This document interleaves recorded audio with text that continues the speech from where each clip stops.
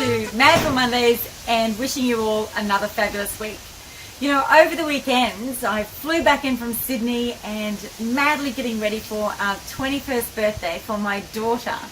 And it was really interesting because while we were out shopping and finding all these Mexican hats to have a bit of fun with and maybe a couple of tequilas, it made me start to really think what makes a big difference to our week or our month or our year, and it's planning that holiday.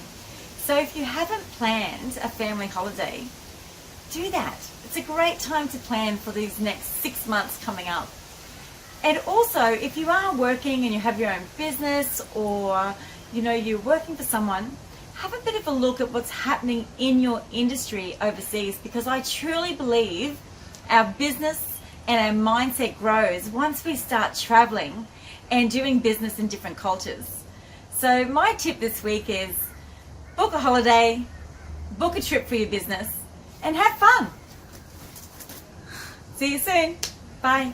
Adios, amigo!